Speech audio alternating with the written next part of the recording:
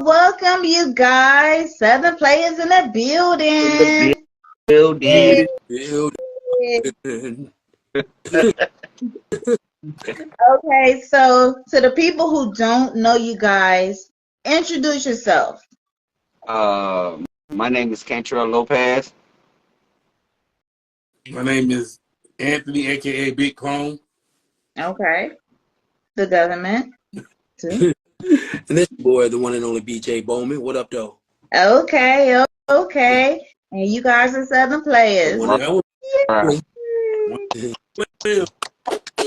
Where's our claps at? Oh, you got some claps. I got some for real. Who's type of claps?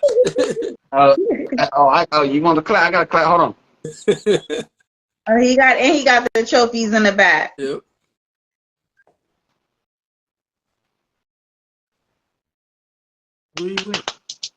Oh my gosh. He got the I got that clap right here. Okay, so like you were saying before, you guys, what is your genre of music? Southern bass. Okay, I want to call it. But we do other things too, but really Southern bass. Yeah. Southern bass. Okay. Now, it's 3 of you guys on here, but it's really 4 members, right? Mm-hmm. Okay. Yep. Now we can only have so many members on here at a time on Instagram. So we are missing Tizo? Uh-huh. Yeah. Okay. Tizo's a 4th member. Now, Pony, you just joined the group. Well, I've been in the group a while back, and then I'm just resurfacing again. So pretty much. Okay. Yeah. I got you. Now, how long have you guys known each other? Oh, forever. Well, What? well. Shoot, it dates back into the early 90s, actually. Oh. Yeah. Yeah. Like 90 Yeah. or 95? No. 90, 91. 91, really? Yeah, 91, 92 up in there, yeah. Yeah, because what happened was we all kind of started out with the rapper 12 gauge.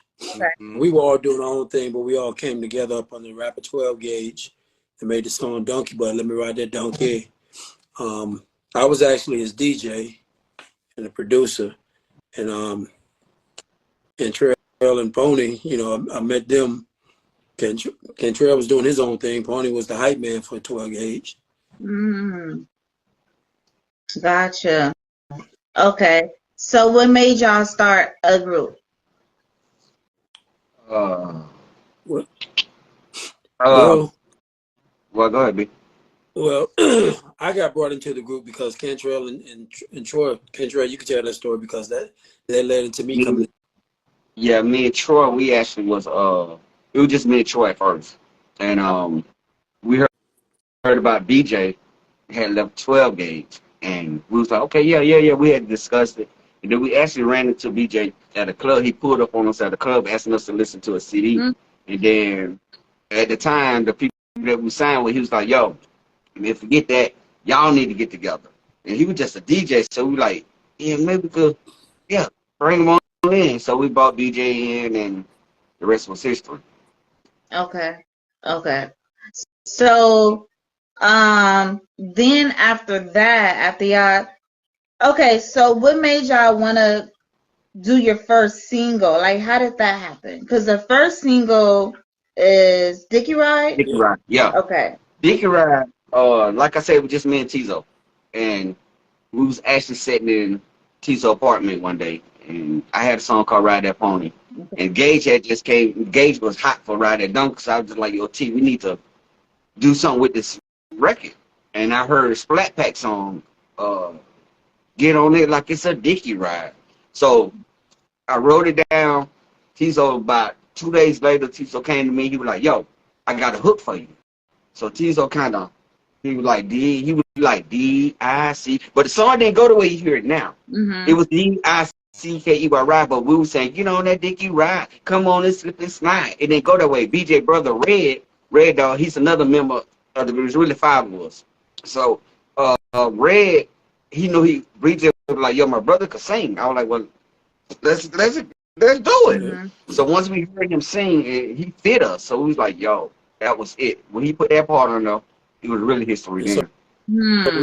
So we were at my apartment in Heritage Apartments, and I did the track to Dickey Ride, and then we just kind of like pieced that thing together, and my brother started singing it, and we just pieced it together to what you hear now. You did the beat. Yes. Yeah, BJ.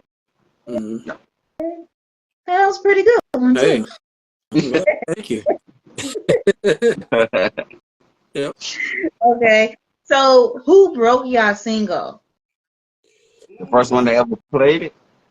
Yeah, who played it first? Was it Jelly or somebody? No, it was DJ Fred Nice and Mojo. Nice.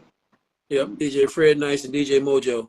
Okay. Out of Augusta, Georgia. Rest in peace. Oh. Yeah, rest in peace, Fred. Yep. Definitely.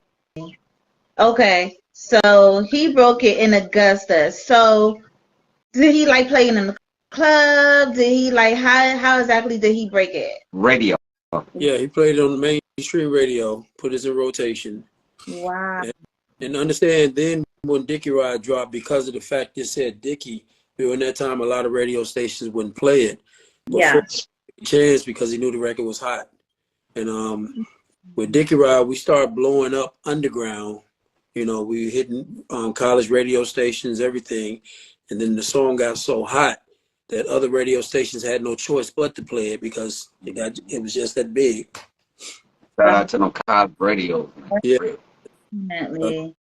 Yeah. I mean, it was such a hard time with Dickey Ride being played on the radio to where the label had took us back in the studio and tried to do a Dinky Ride instead of Dickey Ride. Dinkey. That didn't work. They want that Dickey Ride. They ain't want that. They ain't want that. So everybody, like you said, was pretty much forced to go ahead and play it because it got big already. Right. It was on Billboard. Like I got that on my wall right now. Yep. You gotta point the camera to it so you can see it. Well, I got to turn it all the way around. It's on the other side over there. Oh no, don't worry about it. Yeah. Because we were bubbling under for a minute on Billboard, and once we hit the charts, we got up from up under bubbling under. It just shot up. Yeah, we ended up at number 13 in the first week on Billboard. Yeah. Wow. That is awesome. And this was like what, back in the Freaknik days, right? Oh yeah. Right. Yep. That's part of the reason why it blew, because it was that era. That was the best era during the 90s. Best era for dance music, for bass music, just the booty shake. It was the best era. Yeah.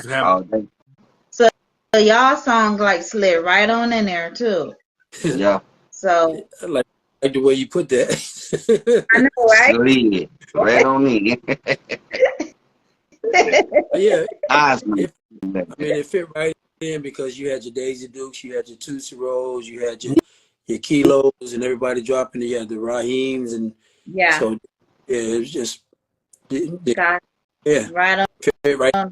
Don't you want your Dickey Ride?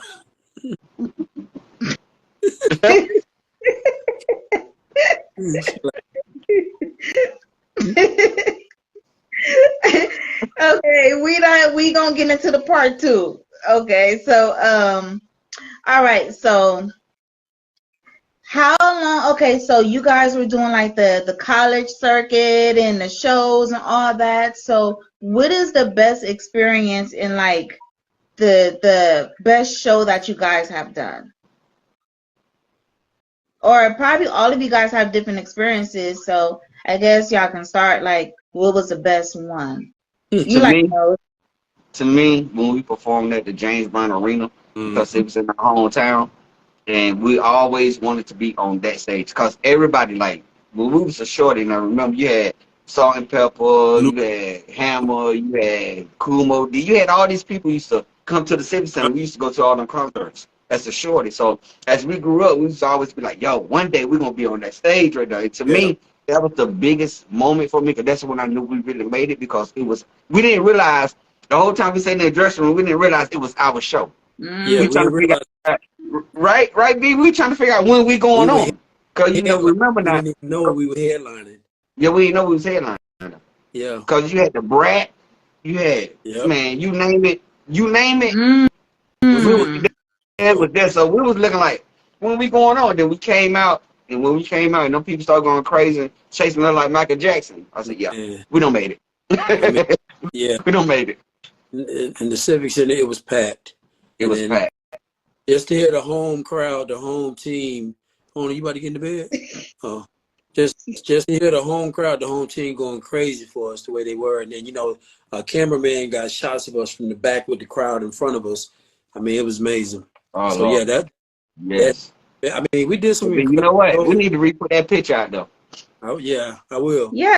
I mean, we Yeah. did some incredible shows. You know, we did some shows down in Miami with Luke at Pac Jam and all this and that and all over the country. But that had to be the most memorable. Mm. That one right there. Yeah. Yeah. Wow. Okay. All right. So, Dickey Ride blew up. So it blew up so much. Years later, y'all wanted to do a part two. Well, the part two came in because we realized we started learning the business. Okay. Mhm. So once you start, you know, as like I said, we was young back then when we came out with it, right? You know, we was young. All we wanted to do was make it, put a song on the radio, and go on tour, which we did all that. All right. But what we didn't realize was that at the end of the day, it's called business. Mm. So that's where part two come in at, because we want to own our own masters, and this is the only way we could do that, by re-recording the song and put it back out. Gotcha. And putting a little nowadays flair to Right. it. Right. You got nowadays filter, And see, right? what a lot of people don't realize is that we had more songs than just Dickey Ride that we dropped. Mm-hmm. We had a song that was on the LaFace Bass compilation called I Want a Ball. We go. And our second single that we dropped along with Dickey Ride, which was Dirty South Bass Track, featuring Kid Money and L.A. Snow. You know, Kid Money from Flat Pack and L.A. Snow from Deuce. Mm-hmm. So and we had more songs that we recorded that we really didn't release, you know. But yeah, we came back, like Cantrell said, we came back about a year or so ago. Mm-hmm. We decided to remake Dickey Ride. We did the remix called We Gonna Ride Again. Mm-hmm. Now we own our masters to that, and we got the second single, Booty Shorts. Mm-hmm. Yeah. So, hey. Okay. So back then when Dickey Ride Part 1 was out, and you guys felt like you guys were like what, on top of the world and was popular and everything like that. Did you guys perform like across the US? Did you guys do a tour? Yeah. Yeah. We did a whole month tour. You know, that tour really we focused on the East Coast. Okay. You know. Because that's where like the woody based music and stuff was at. Is that why? Yeah. Yeah. That's what that was the popular music during that era. You know, booty shake, and then you had your hip hop and stuff like that. But you know, Southeast region, you know, Florida, Georgia, North Carolina, Mississippi, Tennessee, Texas, those areas, you know, they were hot for bass music. And what we didn't know at the time was that our song was popping in New York as well. New York, Jersey, Philly. Yeah. And that's a tough crowd. So And that's good. Then we recently found out that we was out there in Iowa. Yeah. Yeah, we recently found that out. You know, Texas, all those areas, we were hot. A lot of those areas we didn't find out until later that we were actually popping. Wow. Okay. So did y'all have like a manager to tell y'all to look over the stats or anything like that? We had a manager. Yep. Laughing was good with it. We had some folks looking over the stats, all right. I mean, you know, they knew where we were, what was going on, and how hot we were. But, you know, without getting into all that, things just wasn't going the way that they should have gone.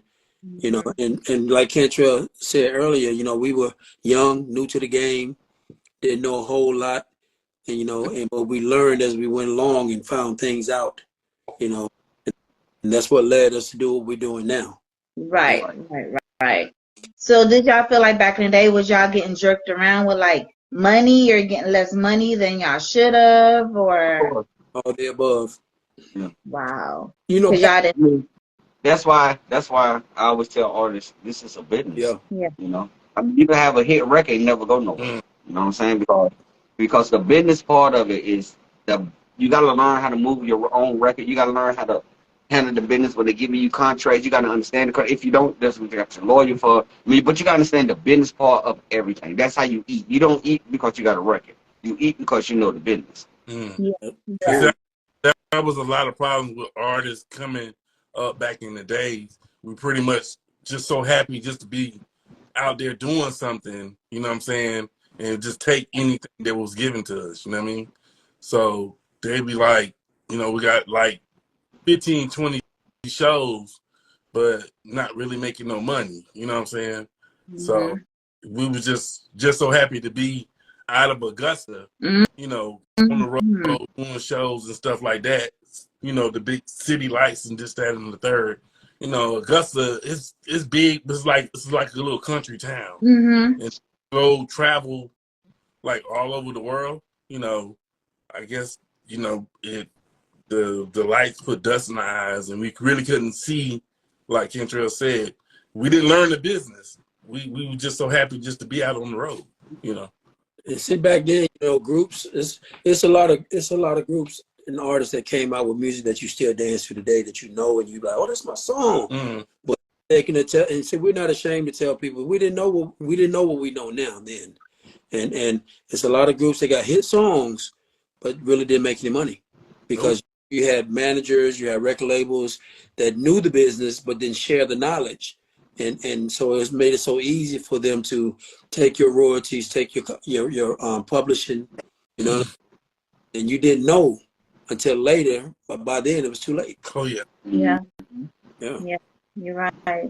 I mean, And that's very unfortunate. It happens to a lot of people, and that's what discourages a lot of people to stop doing music, unfortunately. right. You know, or for the fun. Yeah. I mean, you know, you put your and tears into what you love is your passion, and you got people looking at you like you're a cash cow and looking for ways that they can take your money and do on the contracts and with the percentages and lie to you about the royalties. Oh, well, you know, remember I paid for this and I got to get that back and this and that. Exactly. Even like hotel stays.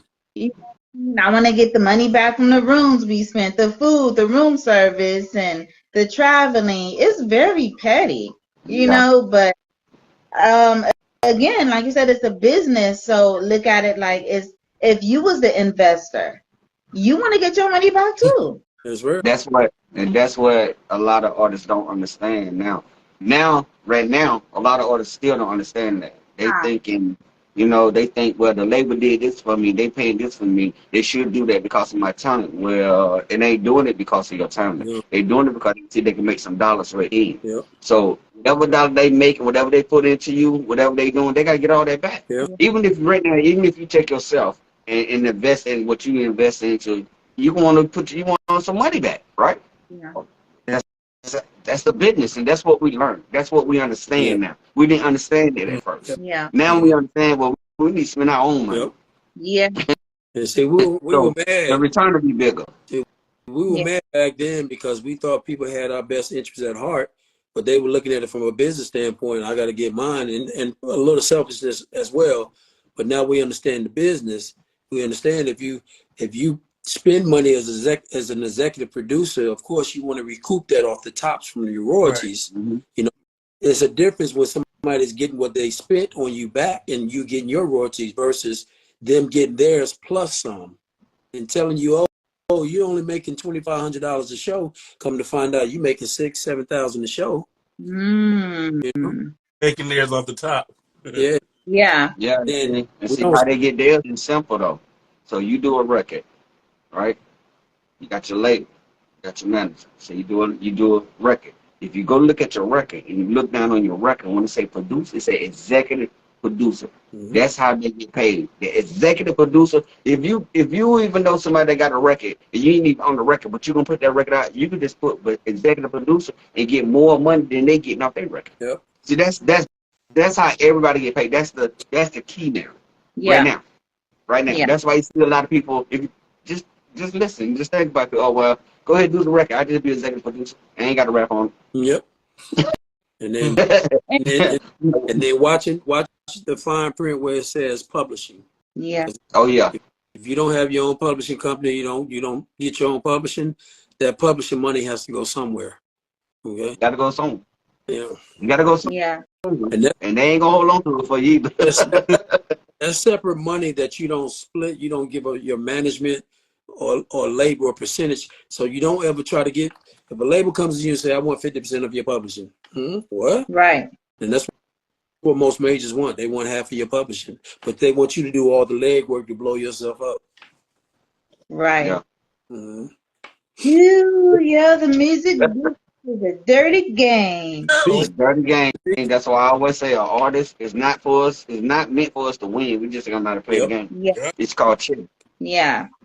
You think about all the time and energy and everything you put into your craft. Why aren't you getting top dollar for it? Why aren't you getting, why don't you control at least 85-90% of your music? Yeah. That's what we do right Yeah. now. 80% of it. Yep. So y'all own 80% of your music. Right Yep. now, So what about the other percent? it goes to Distribution. party Yep. To for record for distribution. distribution. Mhm. Oh, See, so many yep. We got people are so distribution. quick We to got distribution and marketing. Yep. So many people Okay. are so quick to want to jump on a record deal. When what you want to do is you look at it at the distributor. You got the right distribution deal and marketing deal. That's all you need. Mhm. You be regular, you know. That's Be it. And it takes independent. another thing I gotta understand too. It takes time when you're dealing with labels like that, distribution company and labels like that. It takes time for your record and for you to generate that money. Mm-hmm. But Mhm. understand this. Understand this now. Understand this. Remember, you're on 80%. So whatever they do, they have to consult with you. That's the difference. That's the difference. You need to be. It's just like sitting in the room with Obama and them, knowing what's going on with the world. If you don't know what's going on with the world, you just guess. Yep. Yeah. You're not in the room with them. You So know, it's a people different situation. talked about Master P couldn't rap, but Master P owned 85% of his music. Sure did. He's Yeah. in the trunk. Yeah. Hey, I'm just saying, that's what the game is all about now. Owning. You got to own something. You got to own at least. I tell people at least 50% of it. Now they say 50. I said no, 70 or better. Yep. Yeah. It's kind of hard though because there's a lot of sharks coming out there like telling you like just offering you a sweet deal. You know what I mean? I do this for you, I do that for you. Just give me this much, this percentage, whatever. And then you're like, okay, well I just want to be an artist, and if you're gonna do all that for me, then you deserve it. You know? You know what I learned? You know what I learned? Mhm. You know what I learned? Somebody say something to you, prove it. Yeah. Prove it before I sign on the dotted line anywhere. You know how many people right now that we done ran into trying to be our managers, talking about they're gonna get us on huge shows, ain't did nothing. Nothing. I mean, we don't went and left our house 2 hours away to go meet with these people, and it end up being nothing. Nothing. 1, 2 You're doing a o'clock. lot of this. There's a lot of this Let's see going on. Of course. what a lot of people look at when it comes to like the one and only Southern Playas. Oh, that's a platinum rap group. Okay, we know what they can. We know what they've done, but we see they still doing it. What we know what they can do. So if we can get them, we can make some money. But they don't understand is that we don't need all that because we know how to run the business when it comes to us being independent. We know the contacts. We know the game now. So when you come in with all this and here, we see right through that. Yeah, we Yeah. listen to you. Yeah. But, Oh, we'll Yeah. sit down and listen to you. oh yeah, we listen all day. Yeah. It ain't might even seem we're gonna go your way. But you got, we've actually been in talks with some folks. They were talking about, well, we can do this for you, and we can do that. Talking to us like we're newbies, Right. And, you know, do you know who we are? Not being conceited or anything, but do you know who we are? They're talking to us like we're new to the game. Right. Yeah. Right.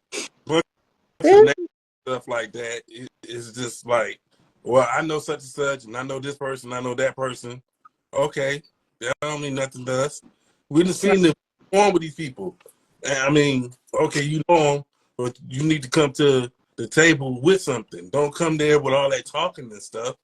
We more about action, you know? Yeah, definitely. So now, do you guys have a manager now? I mean, it's no, No. No, not a we manager. have a. My wife does like road manager and stuff like that. But as for that, no, having our own business. That's the best way to be. Okay. Yep. So if somebody wanted to book you guys, how would they book you? Contact me. Mm, okay. And what happens normally is if somebody reaches out to one of us individually, we'll just funnel them right over the Cantrell Yeah. because him and Anya, his wife, they normally been handling everything. Okay. Then we So also, some people they don't even contact me. They contact BJ yeah, sometimes. Gotcha. Either So or. either one of us on this phone, you can contact. because at the end of the day, what we do is we come together, we discuss it, we look at the numbers because we have an all-in price, we have a price that we negotiate from down, just in case depending on people's budgets. But regardless of what we come together and we discuss it before we say yes or no to whatever it is. Okay. Okay. What is the biggest crowd that you guys perform of? Like, what's the number of the crowd? Do you guys know? Was it like 5,000 people, 10,000 people? No, we did something that was, what was that? You just did a show outside, right? Yeah, It was about 10 there, right? it was about Yeah, 10,000 people. about 10 right there. Yeah. Just did a Okay. show. So So was that the biggest number that you guys performed in front of? I mean, That's an estimate anyway. I'm. You know what? We don't perform we don't perform in like state arenas, basketball arenas. We don't. yeah, We done did a lot of shows. Even when we was traveling in Florida, like the crowd was just huge. So yeah. yeah. Gotcha. We've done so much, it's kind of hard to know. That's what I'm saying. I can't even think. Yeah. Yeah. So when Dickey Ride 1 came out, you said it was a lot of people doing the show, even like the Brad, and you guys ended up to be the closers. Yeah. Mm-hmm. So was the Brad like you guys' opening act? Nah. She went on right before we did. Oh, To okay. be honest with you, we were back in the dress room. Be honest, just to be totally honest, we were getting ripped. Yeah. Yeah. We were, and all we were doing, I was just asking questions at the same time. Yo, who is that on stage right now? Yo, who is that on stage right now? Cause I want to know like when we was going on. Yeah. And then when we started coming out, and we looked over, we seen the people, we could tell they was waiting on us. Yeah. We don't know who went on first. We know who went on before, and then when we came out, all we saw was people going crazy. No, for real. The police had to put their arm together so we could reach up. And you remember that beat? Yeah. And we was snapping people's hands. Yeah. I tell you, we felt like Mike. They run up the stairs at it. We felt like Mike. I'm telling you. Everybody wanted the Dickey Ride. Yep. Remember when the label flew us down to Miami show with was that Coffee Bean and Fresh and all them? Yeah. And we were walking through the Atlanta airport, and of course all of us were bald headed and colorful, and people they knew we was somebody, but they just didn't know who we were, and that was a great feeling. Yeah. Yeah, of course. Okay. Pony, when did you enter the group? The first time I entered the group, that's maybe about 10 years ago. Okay. And we got together and we did a song called "Say What You Say." It was a pretty nice song. It got some airplay, this, that, and the third, but got some airplay. Yeah, it was #1 on the radio station for like a month and a half. Yeah, it played yourself. And we did some shows and stuff like that, but unfortunately we couldn't, keep it together. Gotcha. Okay. So then you left and then came back? Well, I think everybody just pretty much went and just did their own thing. Mm-hmm. And then when they came out with Ride Again, the remix, Mm-hmm. and I started, we was always, following me. And BJ's my god brother, so we just like kept in touch, this, that, and the third. And Cantrell, I reached out to him because he thought that we wanted to.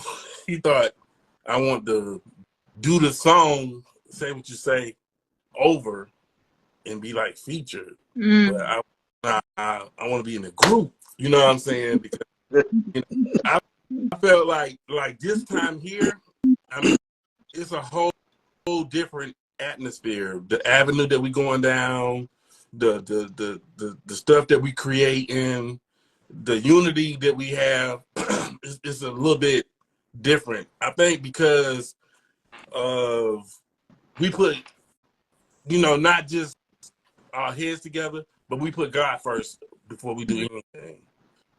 Because without him as our leader, I don't think it would be a Southern Player. You know what I'm saying? Mm-hmm. So just feel like we're gonna achieve more. Right. Like the song we have out now, Booty Shorts. That thing is hot. I'm talking about it's like, I think it's gonna be bigger than Dickey Ride. My opinion. Because it's not gonna just be just one genre. It's gonna be, I think we're gonna be able to cross over because you got all types of people loving this song. I'm talking about it's already playing in New York, Chicago, Virginia, Florida, Texas. I mean, it's moving. Why we sleep? Right. And then while we sleep or I'm up doing work, my brother Cantrell, I mean, he is like, I think he sleep sitting up. Sleep sitting up, and then everybody do their part. BJ got his part, you know what I'm saying? He come in, we just it's just more unity. So how we roll is everybody know what they bring to the table. Right.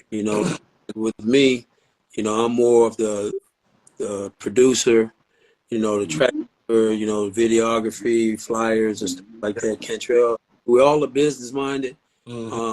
Cantrell is more on the scene of handling business, negotiating, things like that. And Pony, he does his thing. Tizo does his part, and we just bring it together because everybody know their role. It's just like a basketball team. You got your guard, you got your point guard, your shooting guard, your power forward, you got your center, you got your small forward, and everybody just works together. Yeah. And we win. Win. And it's also because you guys are older now, more mature. You guys know what to do. It's not just, oh, let me get out of Augusta. You know what I mean? Right. You guys are more settled now, and you can think it through. And like you said, you guys are more into God probably more now. Oh, yeah. You know what I mean? So, yeah, okay. I could see that happening. Yeah, we're more settled now. So it's not we're chasing the bag. We know what we got, so the bag is chasing us now. Yeah. No, really. Yeah. We're chasing the bag no more. We're chasing the dream. Right. Yep. And then how they say behind, in front or back or whatever, there's a strong black woman. All of us married, and I wouldn't trade my wife for nothing. She got my back on everything. Oh, that's all three. What's she? She standing right there looking at you. You better say that. Yep. You better say no more. He Got So you. jack them up. Since I jack them up over there. Where my shout out at? That's why you better not go to sleep tonight if you don't say my name. We don't play that. Yeah, and No, you know, yeah, definitely. their wife, you know, they 100% in, and it's good to have that, you know, that support. Right. Yeah, Definitely. yeah, that support means a lot. Yeah. Sure. Gotcha. So back in the day, okay, you guys are married now. I don't know if you guys want to say too much, but back in the day, was it a lot of groupies and stuff? Girl, you crazy. I don't know what you're talking about. I don't know, man. You got going on over there. Yeah. Hey, I'm gonna keep it real though. Back in the day, there was a lot of groupies, It and was. some It of was. them so crazy. We had a few that followed us from state to state. Mm. Yeah, they're Because like, Dickey Ride, duh. yeah, they was trying to get that. I feel you. I mean, we could What talk do about. you Yeah, we had a lot of groupies. I mean, we came across a lot of fans that were willing to go to the extreme just to get next to us. I think Wow. we had one that I forgot who I was rooming with. I think it was Tizo, because Red. I mean Red and you had a room together. Yeah. So I had a. I don't know how she did it, but she broke into our room and stole a pair of my boxes. No. Yeah, you and Tizo draw because she called back. Yeah. Remember, right before we left the show, she called back and said, Yeah. "Oh, I'm smelling y'all Yeah. fall draws." Yeah. Out of his Uh, room. You know? Hey, man. Yeah. wow. They had the nerve to call back and let them know they had them in their nose. I'm glad That's they were funny. the good ones.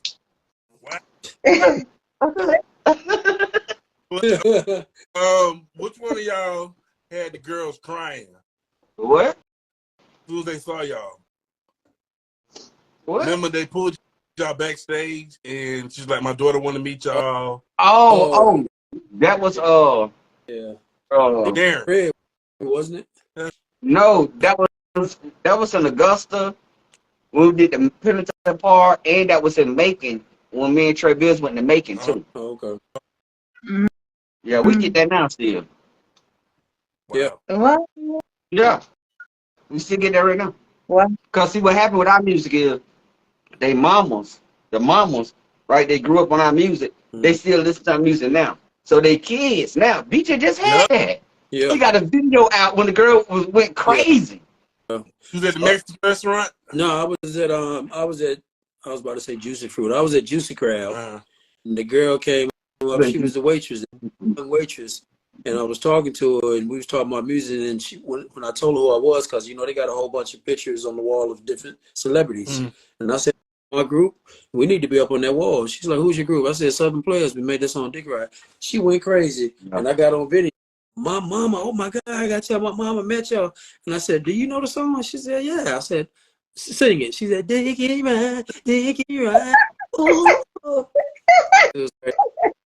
Generations. Yeah. Our music go from generation to generation. Wow. In fact, Even when we die, that thing's still gonna be getting played. I got a video that I put up on my page of some females that were in a limo. I think they were in Vegas. I'm not sure. I got that on my page too. But the girl had a phone hooked up. It was about like 9 or 10 of them in the limo. And the phone up to the speakers, and she dropped Dickey Ride. They all went crazy dancing, and she accidentally turned it off. And the girl was like, "Oh, what you do?" They about to kick her ass. Yeah, my bad. Turned it back on. They was just getting it. Dickey. Yeah. It's on our page right now. Yeah. Wow. Yeah, I'm gonna check that out too.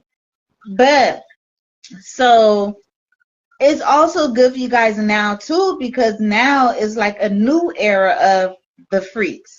You know, like the new music out now and stuff like that. You know what I mean? These certain females and stuff. So it's good for you guys now too.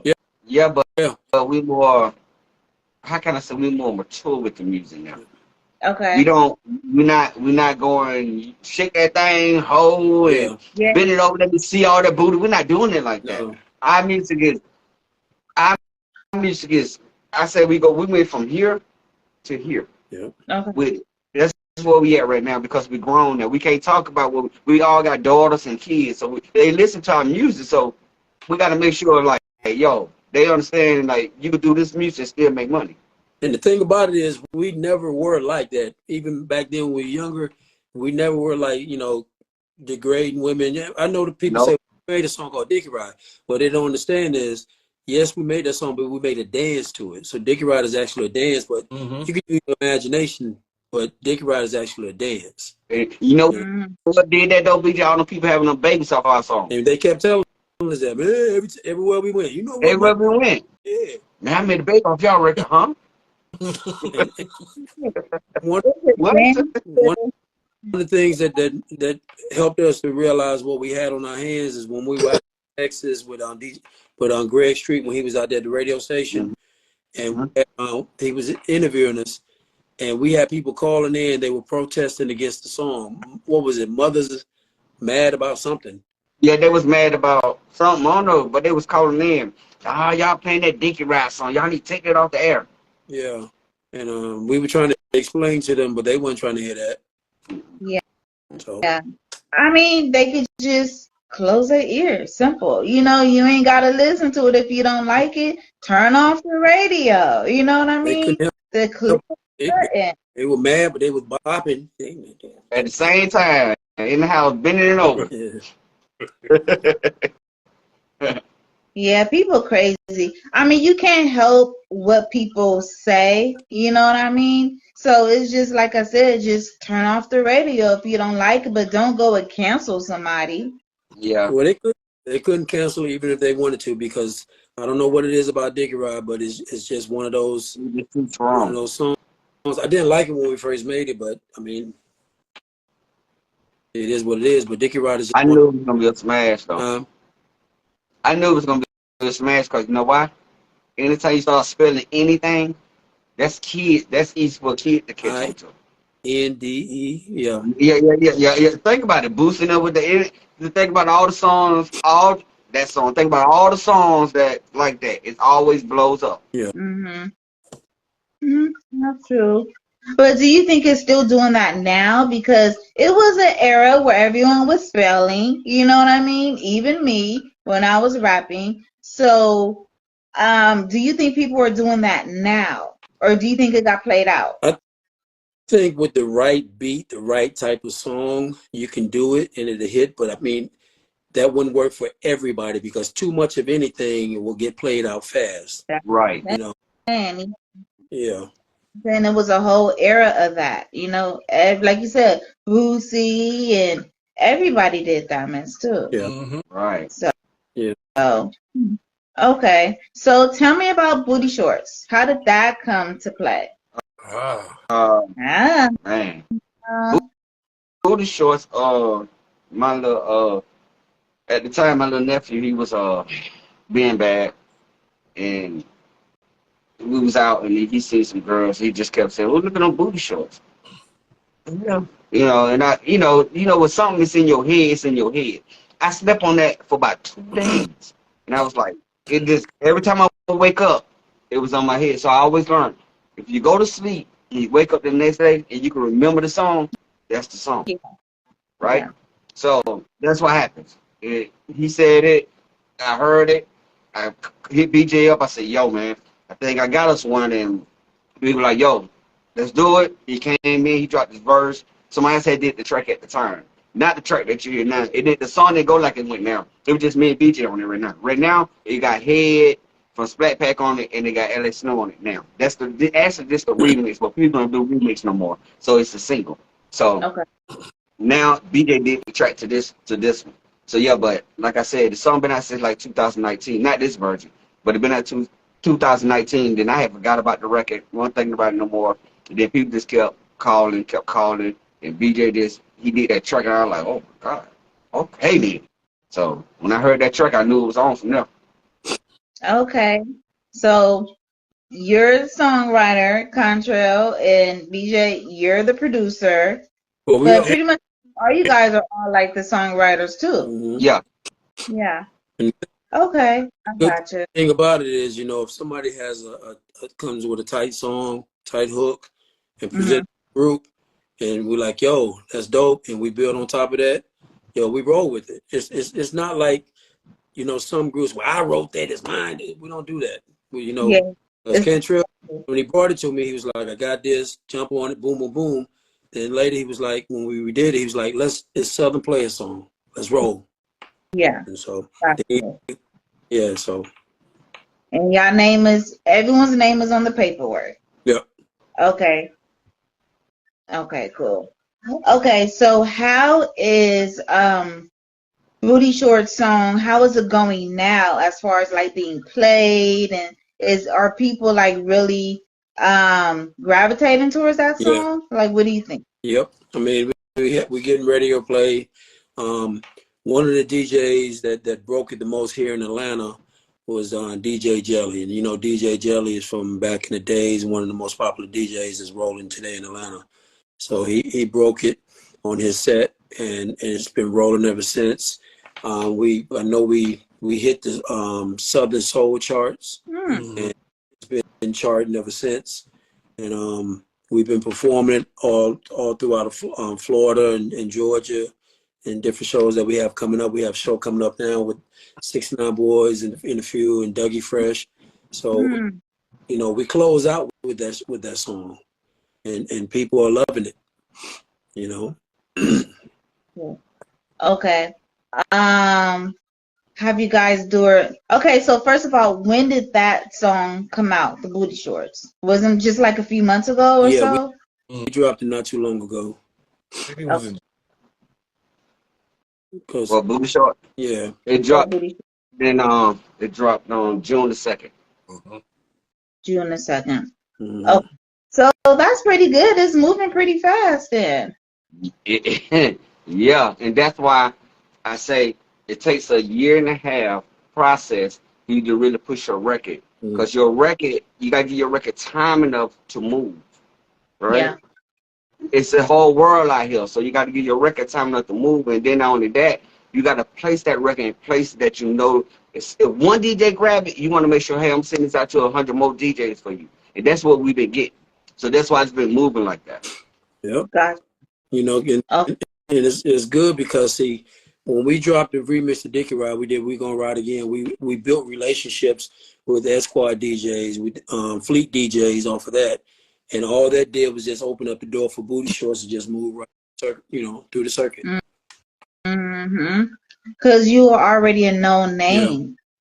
Yeah, but you still, the name is cool, but I know a lot of people got name, but they ain't doing nothing. They ain't got new records because your relationship is more important than anything out Yeah. here. That's where the disconnect comes between artists and DJs. Their relationship. Yep. They forget artists now, since it's the internet and all this, they forget about the DJs, but they don't They realize forget. Mm. when you come out the internet and you go to the club, your song ain't playing. Yeah. So Yeah. It's, that's your relationship. That's how you're gonna move around. That's how we did it back in the days. yeah. We had to have that relationship with the DJs. Yeah. Yeah. So that's what I'm telling artists right now. Be on the internet. You only gonna go so far. Everybody ain't gonna blow up on TikTok. Yeah. Exactly. You gotta get out here and do that groundwork again. That's what it's Mhm. all about now. Because Mm, TikTok not gonna play your music in the clubs. Show lane. Show lane. You know, TikTok Show lane. play your music in these like these bars and different places where people congregate and have a good time when they got live DJs in there, you know.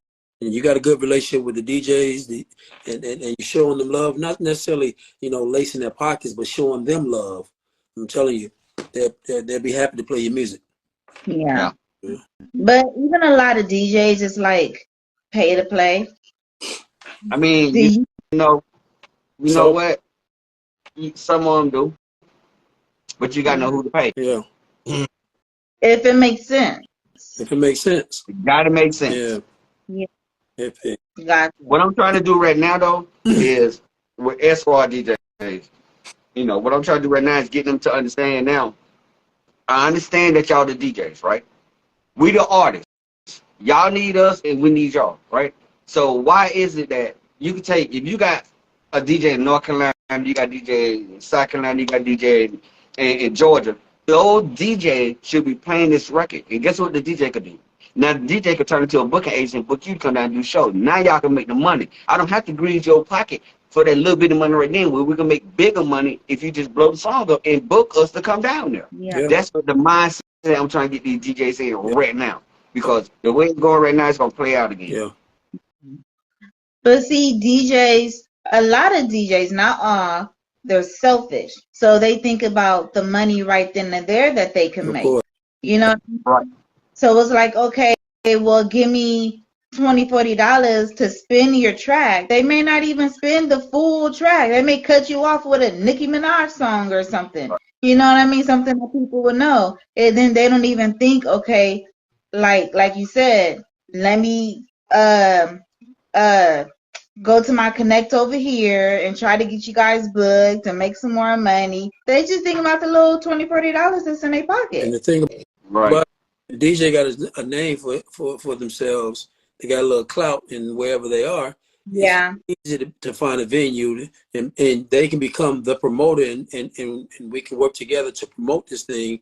And like Kentrell said, make money. You know, you Make find money. if you can't get the bar, get the door. Yeah. You know. Yeah. Yeah. But again, you shouldn't have to teach them, but the older DJs, no. Yeah. They think like that. Yeah. But the young ones, they think, okay, well, how much you gonna give me? All they You think, know, I look at it like Deion Sanders. I look at this game like Deion Sanders, right? Ain't nobody doing it like Deion. Everybody so used to the normal way of doing things. Mm-hmm. He came out and did things totally different, Mm-hmm. right? He feathers some fellas, and he got people uncomfortable. But that's what we here for now. We here to make DJs. We here to make labels. We here to make everybody uncomfortable, because you cannot keep doing the same thing and think that it's gonna work. It ain't gonna work like that. Somebody gonna fall off somewhere, right? And If you got like fleet DJs, to me, they already run the streets, right? They already run the club, they run the street. If you ain't mess with the fleet DJs, then you losing out, because you got to get with them too, right? So now you got S Squad DJs. You can't do what the fleet DJ doing because they already doing it. See, they keep saying, well, artists don't like the DJs. Yes, they do, but you gotta give the artist something to like. See, right? You know what I'm saying? It can't be a one-way street no more. This ain't 1995 no more. This ain't where we need DJs. Artists don't really need DJs. Right. For real. They really don't. The way the game is right now, it's open to anybody to blow it. That's why you see a lot of artists blowing up, and DJ ain't even touch their song until they heard it on Facebook, and it's already got numbers to it, right? Yeah. But at the end of the day, when you walk into the club, that's when you need them. So let's build this relationship back. Let's bridge this gap between artists and DJs. Well, if you don't pay me, I don't pay you. Well, I'm gonna pay you, but then you gonna send me a video of my song playing, but you setting up. Ain't nobody in the club, and I just pay you $250. Right? That's not a good look for DJs, right? So DJs got to straighten that part out. Like, you can't take artists' money and then expect the artists to, just like y'all talk, we talk too. Yeah. Right? So the game go both ways, and so that's what I'm at now. I'm trying to bridge that gap. You know what I'm saying? Because that gap is crazy out here. You just think about, you got a person here with a hit record, but you don't want to play the song. Why? You a DJ, right? You get paid to play records, right?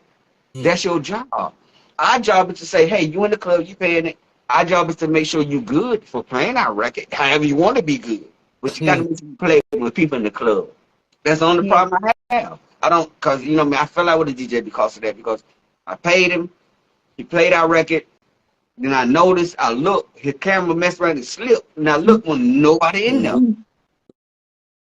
That's when I started backing off and said, okay, now we need to handle this a different way. So by me being the president with the S Squad, I tell you guys every day, I say, look, man, we got to change the way the game is. If y'all want people to mess with y'all want people to come to y'all events, y'all got to give these artists something to come to y'all events for. You just ain't say, get on stage and perform. They could go anywhere in the world and do that. What you gonna do? What you gonna do? Yeah. It's on there. Yeah. Right. I mean, just think about that, though. We gotta bridge that gap. Yeah. Right. Also, if there's any viewers watching that has any questions, feel free to put in the comments. Questions. Okay. So, are you guys touring now? I know you say you have a show coming up, but are you touring like around the U.S. next year? next year? Why next year? You already. Because the game is right now is why tour when your song ain't really, you could go tour and we could do the old Dickey Ride stuff, but we ain't gonna make no real money off that. We just gonna make the money we normally make from it. Mm-hmm. So you gotta, every time you do something, you gotta elevate it. So why go through all these shows and nobody know your record? Mm-hmm. Right? So that's why we doing a bunch of radio interviews. We're doing stuff like this. We're doing a bunch of radio, online radio.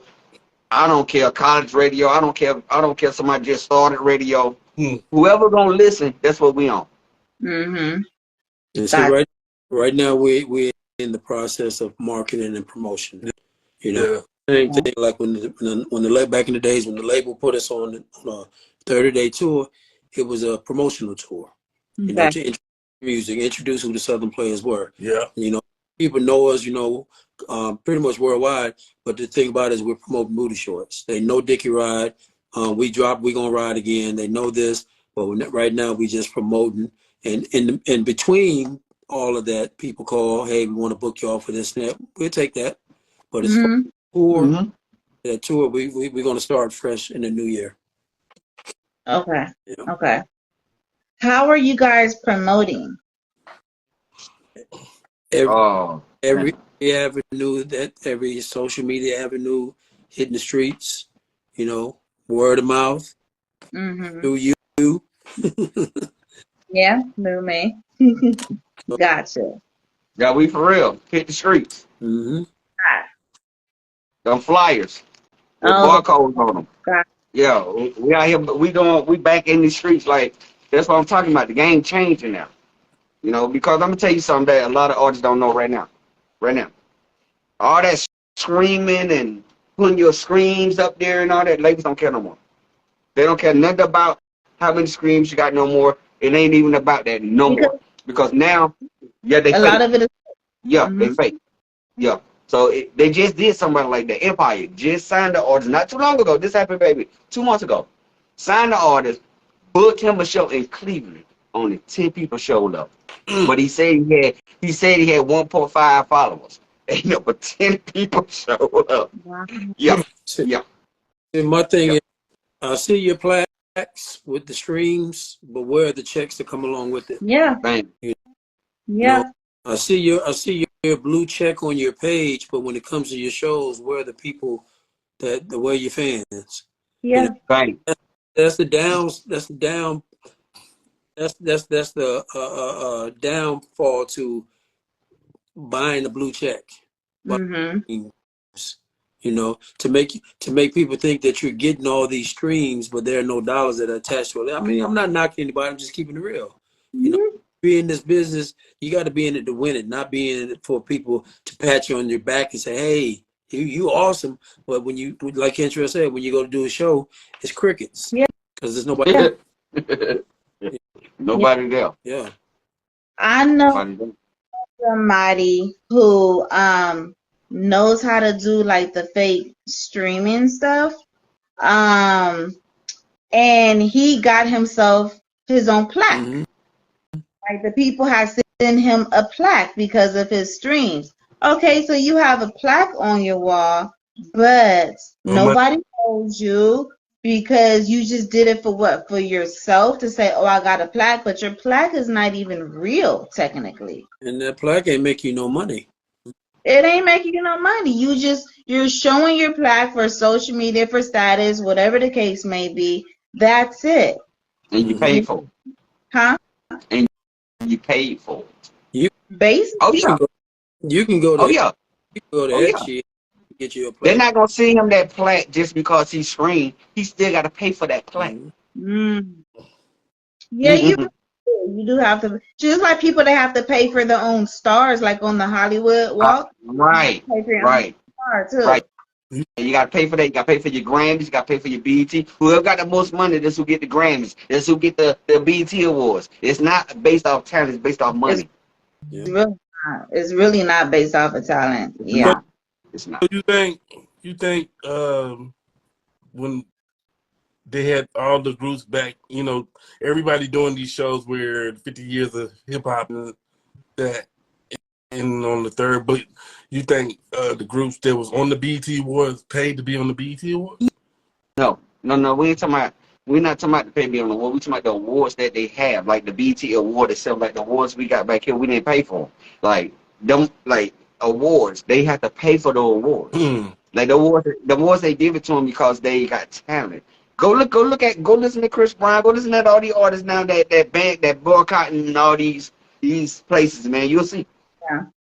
So, okay, like me, I actually do go. I'm in the audience. I like almost every awards, right? You see me on TV and stuff, Yeah, right? I see. I've been seeing. I seen them wilding out. Yeah, see? Yeah, wilding out. Yeah, wilding out. When you pull that wig up, He pulled the wig up. you put that wig up and start running. that was dope. Thank you. So, wait, what happened to his cameras? Did you fall? Okay, so when I actually go to these BET Awards, a lot of the major artists are not there in the audience anymore, or if they are there, they leave, you know, like mid-show. They don't stay to the very end unless they're like a performance at the very end or something like that. You know what I mean? So even when they announce the winner, there's a lot of like people sucking their teeth like, oh my God, like, oh, this ain't, you know what I mean? Like, this isn't real. And you can clearly tell because, okay, for instance, giving you an example. You know, when, I think it was last year or something like that, when it was a tie for like the best podcast. Mm-hmm. Okay, and it was a tie between Carisha Please and Drink Champs. A tie. A tie, yeah. A tie. And I'm trying to figure that out. Drake Champs really supposed to have won that with no hands down. Yeah. Flat out. She just started. She only had like what 4 shows under her belt. Right. But they got like plenty shows.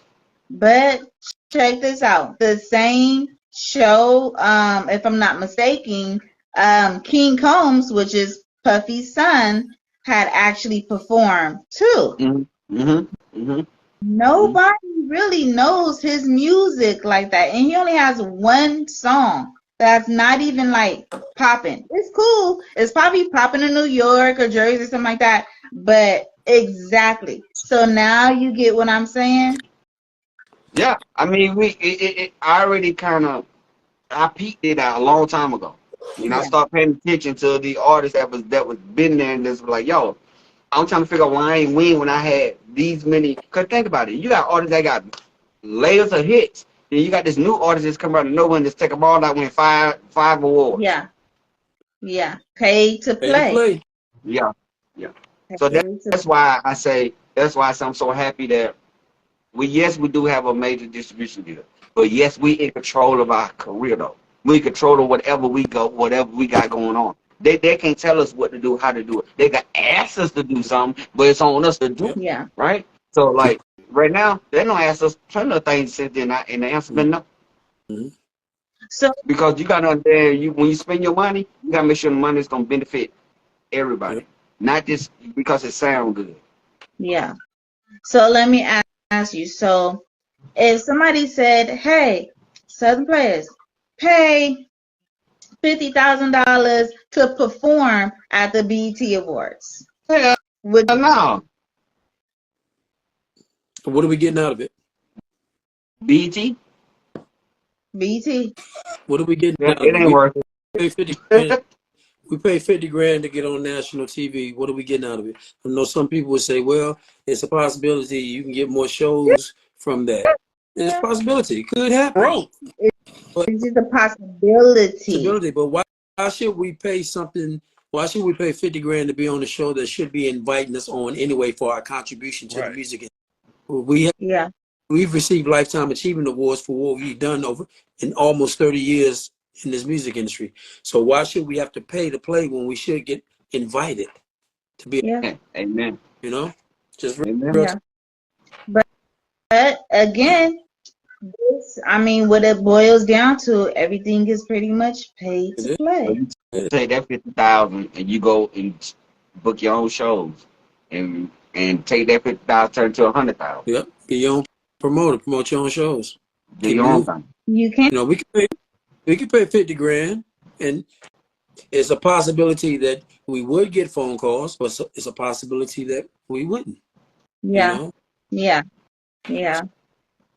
But you would definitely get more streams because people will go back and try to listen more so to your music. And that's what people are thinking of, the possibilities. Possibilities are endless, you know, and really just a thought running through your head. You know, so it's kind of like, okay, like, for instance, the last BET Awards in LA, the 50 years of hip hop and stuff like that. So, all the old school performers, Master P and Yo-Yo and everybody popping out performing. I'm sure they got more streams because now people want to go home and listen to their music more and things like that. They're getting probably, of course, more calls and stuff like that. So is a possibility that that's going to happen. That doesn't mean it's really going to happen. So people are paying all this money for only just possibilities.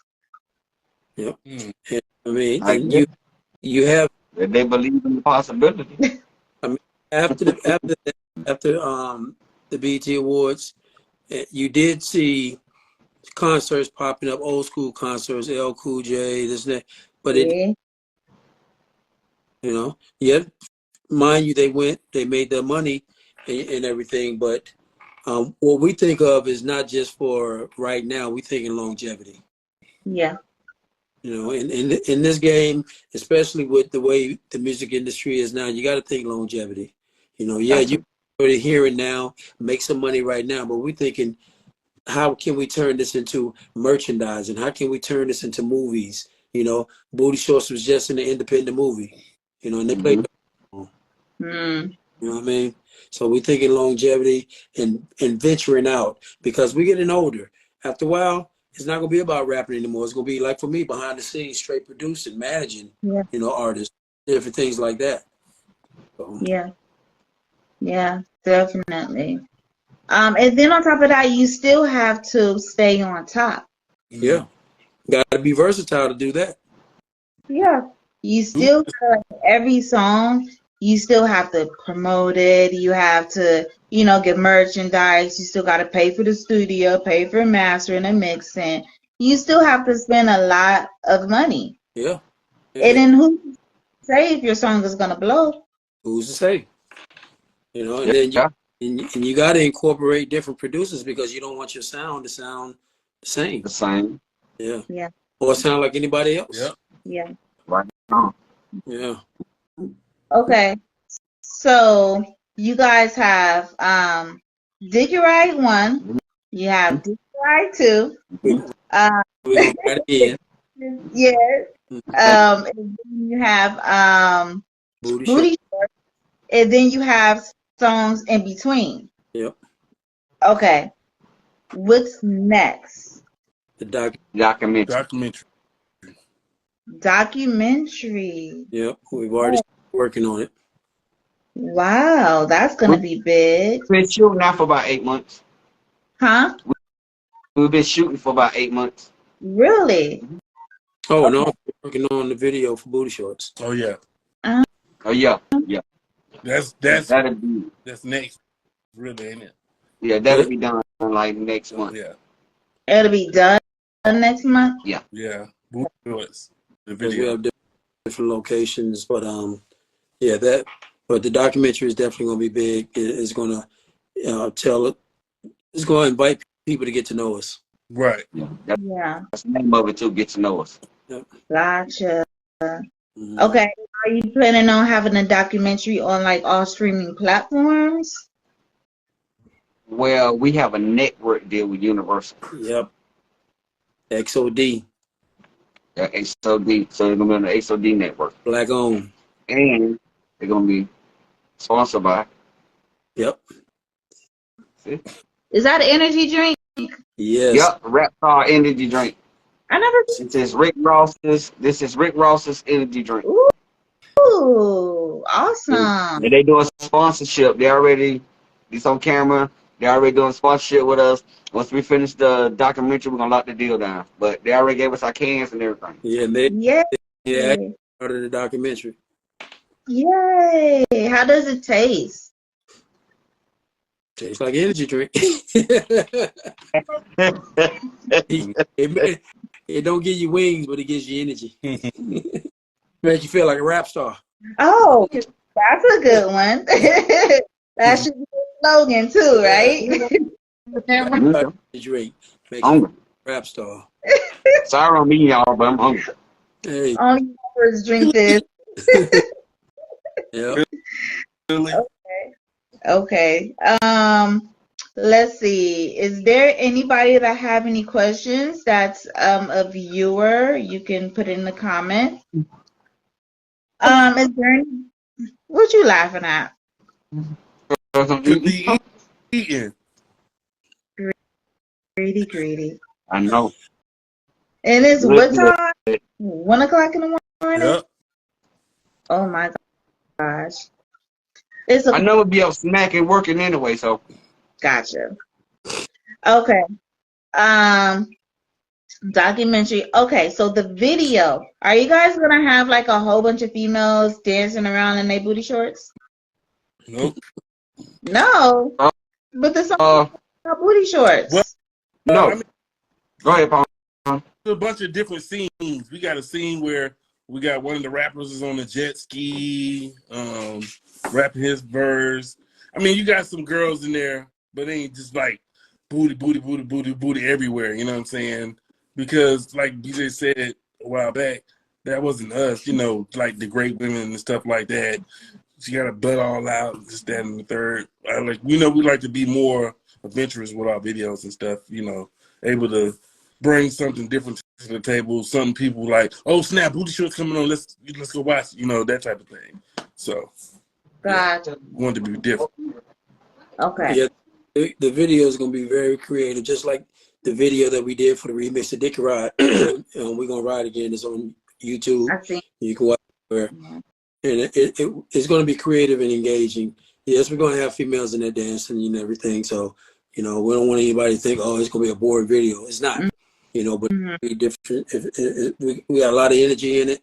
And like I said, we're bringing Head from Splatback, Scrub the Ground. So he's going to come with a lot of energy. LA Snow, Daisy Dukes, he's doing his thing. And, so when it's done and it's ready to drop, you'll see. Okay. Yeah. Well, I better be in it too. All right. Better come out. Once we put the location out there, you need to come on. In fact, we'll reach out to you directly. Yeah. I mean, you better. Yeah. Well, of course, and I don't want to be in no booty shorts. So, yeah, have something classy for me. Classy. We're going to the booty shorts to like more younger person, I guess, if you have that. Okay. That'll work. Where did the go? He didn't want us to see all the whatever he's eating dripping off his lips and crumbs. Huh? I had to use the bathroom, man. That sweet tea. What you eating? Chicken wings? No, player. Hey, Don't worry about what I got going on over here. My food. Now you're making me hungry. I know. Oh, well, look. Right? Yeah, okay. Okay, y'all. Don't bring food. I don't want to see the food. It's too. Yeah, the food. What is it? What is? Oh, pasties. Double eggs. Oh. Yeah. Pasties. The pasty joint. Who? Mm-hmm. Yep. What is there is there anything that you guys want to like any advice you want to tell viewers? Anything you want to add before we get off? Yeah, I just want, go ahead, B. I just tell all artists, believe in yourself, believe in your craft. You know, you got a dream, shoot for it. You know, dream big. You know, even if you don't make it big, at least you know try to shoot for that dream that God has given you.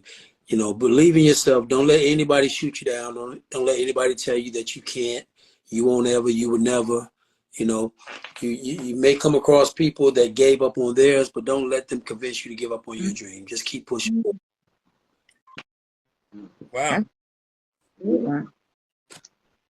No thumb. How about you, Pony? What Uh, you gotta say? He like that was good enough. yeah, but I mean to add to it, I mean, I was told Sunday if you Mm. the song that we got out, don't let nobody hold you back. You know, stop you from doing what you got to do because the song that we got out is hot. It's gonna be big, but if you let people hold you back, it's gonna be your fault. So you got to keep on pushing through. You know, don't let nobody do it. Nobody, because Shout out, you, shout out to DJ Jelly for that. yeah, Yeah. yeah. He gave me some advice. He was like, brother, don't let nobody hold you back. Mom, dad, uncle, auntie, cousins, whatever. And Nobody. Go through with nobody. go through with it because I think we deserve it. You know what I'm saying? Mhm. Because we we we all been through that battle where people didn't use us and this, that, and the third. And I think we more on the point of just showing people that we can do it. You know what I'm saying? And Yep. we And we, what we learned we Yeah. the that way is that everybody that pats you on your back ain't your friend. right. We learned that Right. on the way. Right. Some people, just like Cardi B said, people like to build you up just to Yep. knock you down. Yep. Yep. I got a new one. Hmm. You got somebody to fly, they'll turn around and shit on it. People like birds. You help them fly, they turn around and shit on Yeah. Yeah, me too. Yeah. Do you have any advice, Kendra? it. No, not really. I mean, they said everything that need to be said. The only advice I say is stop trying to prove anything to anybody. If you need to prove anything, prove it to yourself. Mm-hmm. Because you wasting your time trying to prove it to anybody else. Because even though they might seem happy for you, they not. So just prove it to yourself, and everything is a follow. Mm-hmm. Right, you're right.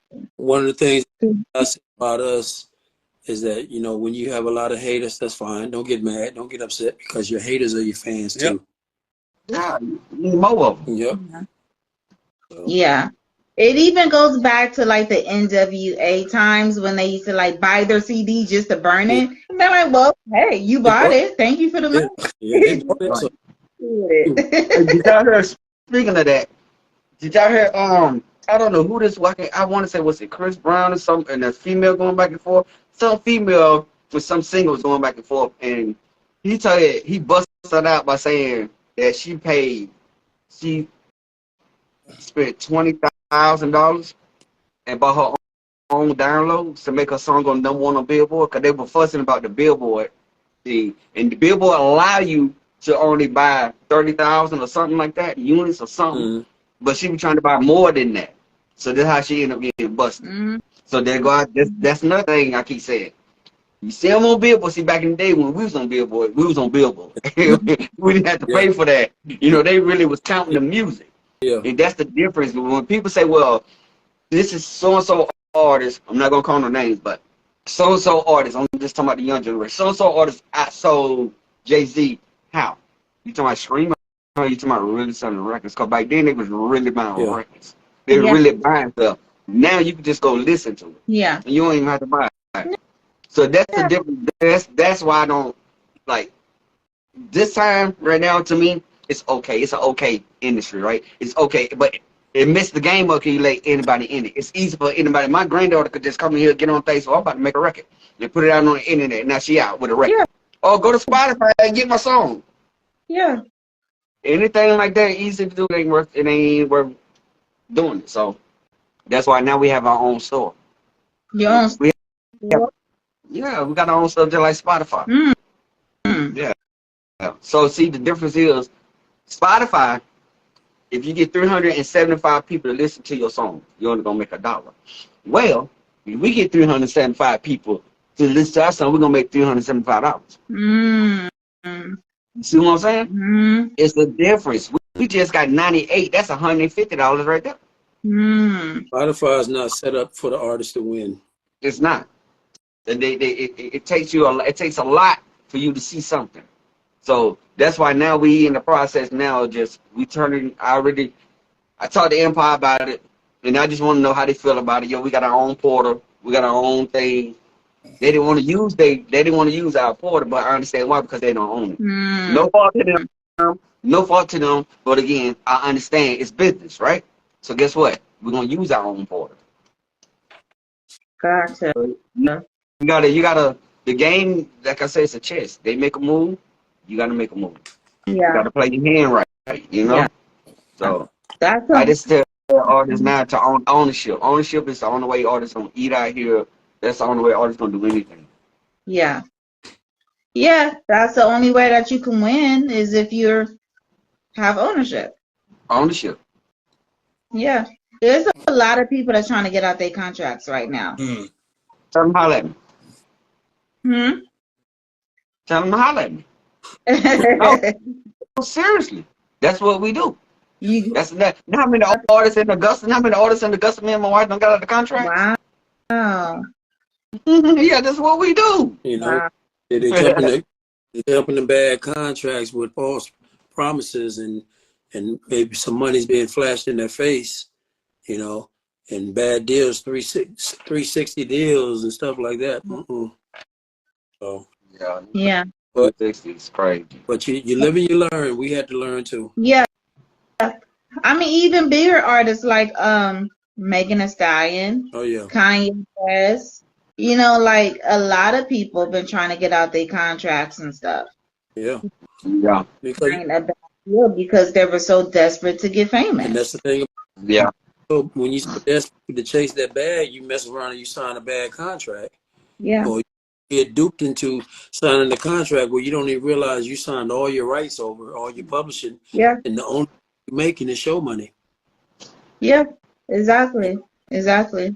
Like I had an interview with Atlantic Records A&R, the former A&R, and even said, "Don't do a record deal when you're hungry."